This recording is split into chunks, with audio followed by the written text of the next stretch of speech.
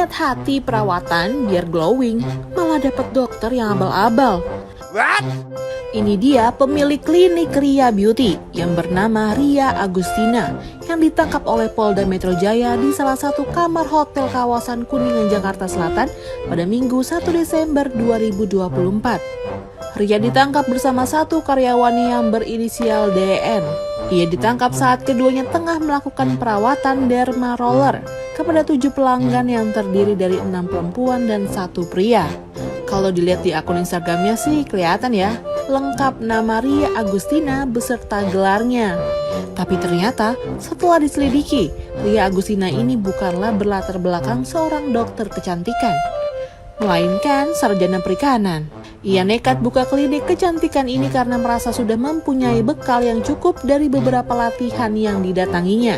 Selain itu, dalam praktiknya Ria menggunakan alat derma roller yang tidak mempunyai izin edar. Bener-bener ya Mbak Ria ini. Aduh, atas perbuatannya, kini ia terancam dihukum 12 tahun penjara. Yuk Mbak Ria, yuk tanggung jawab yuk.